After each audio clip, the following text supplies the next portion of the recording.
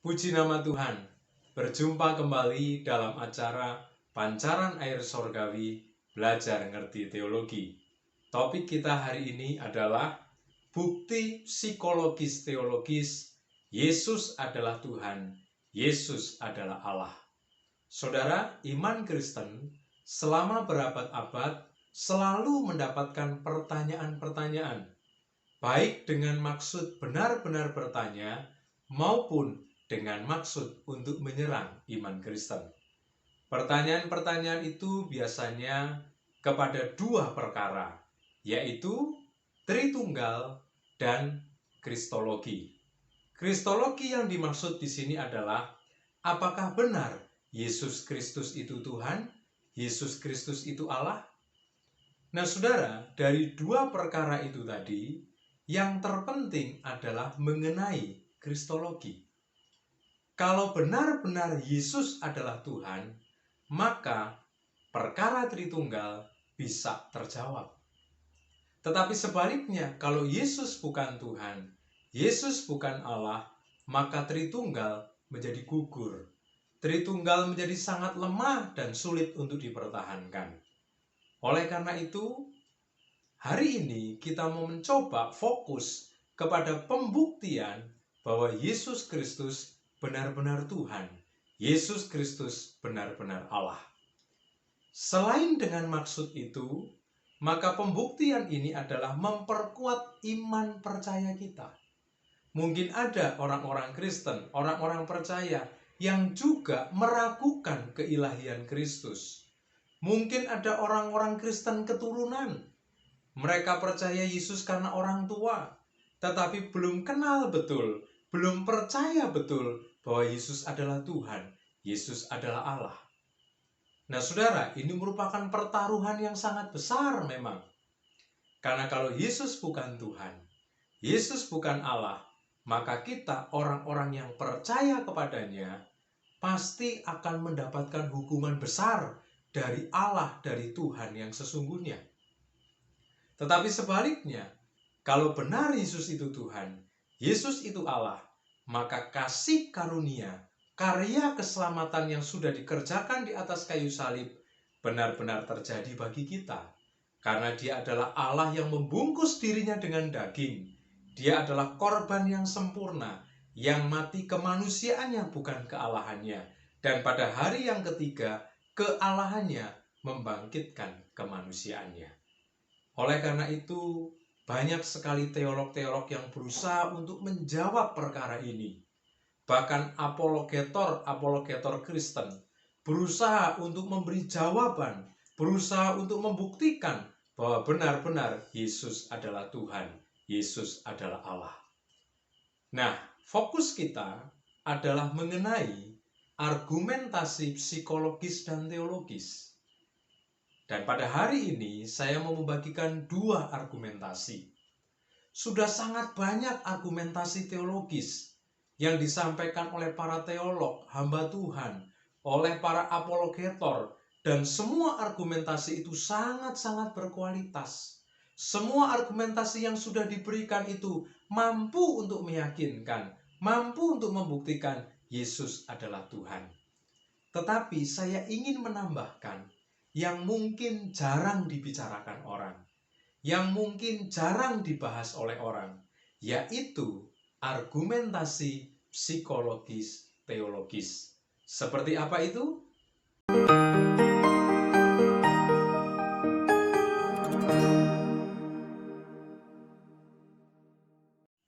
Kita memulai dengan argumentasi yang pertama.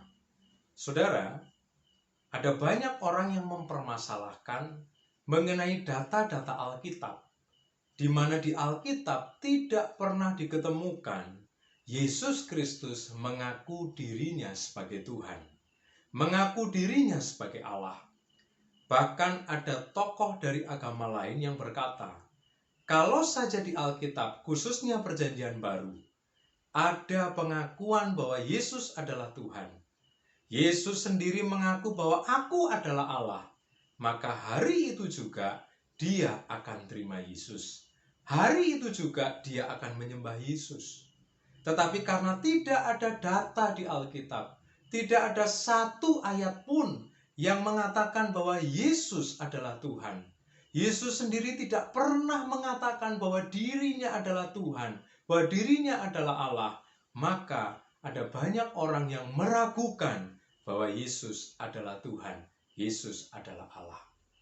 Di Alkitab ada penjelasan, ada ayat yang mengatakan Yesus adalah Tuhan, tetapi tidak keluar dari mulut Yesus sendiri.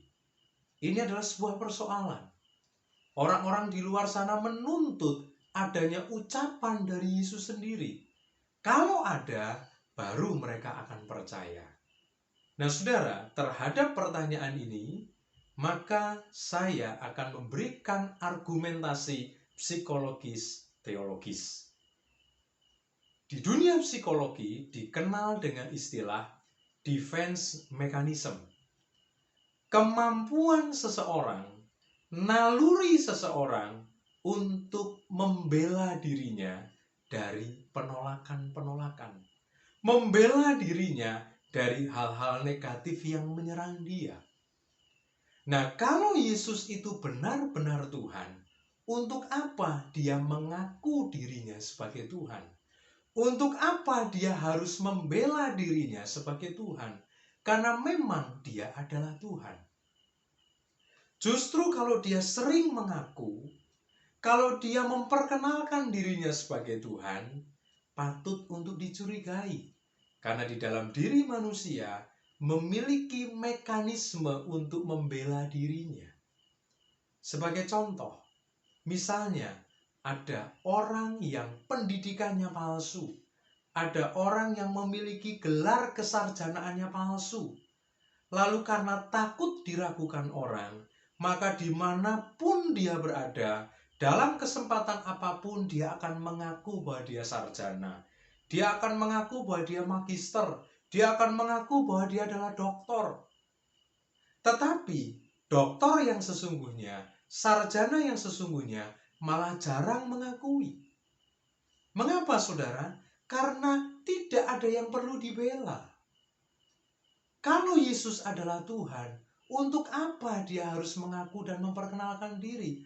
Cukup dilihat dari sifatnya, cukup dilihat dari perbuatan-perbuatannya yang ajaib. Maka itu sudah membuktikan dia sebagai Tuhan. Dia mengampuni dosa, itu perbuatan yang setara dengan perbuatan Allah. Saudara bisa lihat dalam Yohanes pasal 8, ada perempuan yang ketangkap basah berbuat zina. Dia tidak menghukum, dia mengampuni dosa.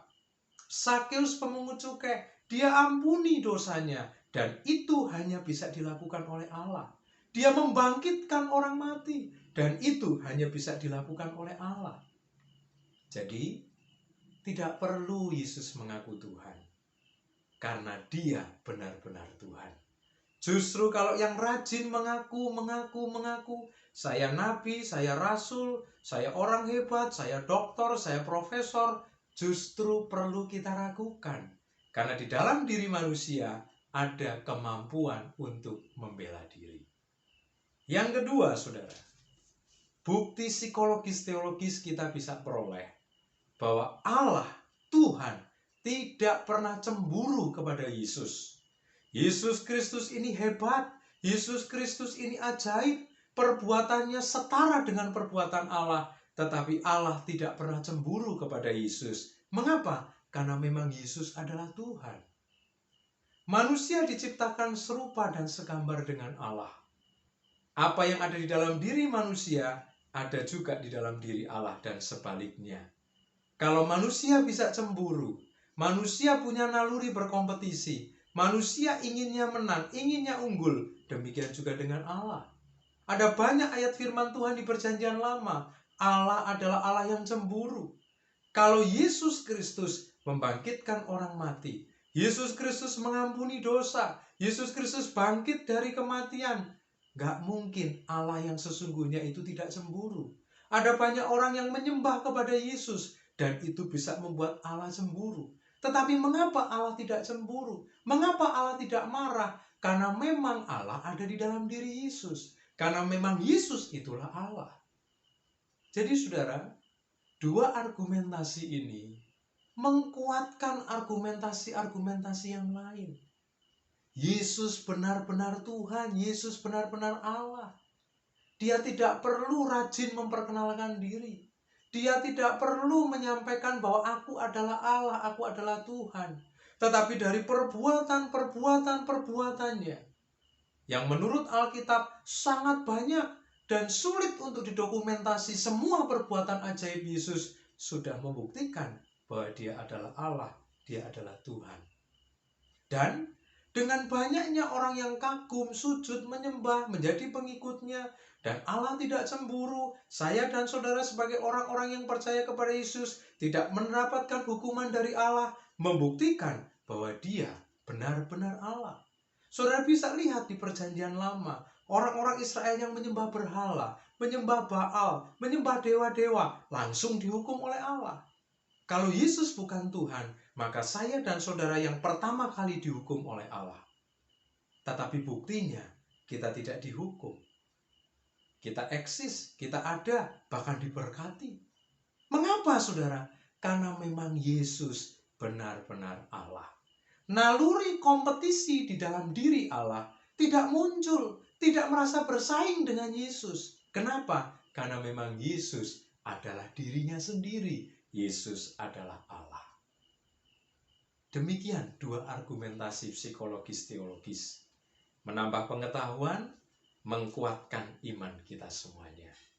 Tuhan Yesus memberkati.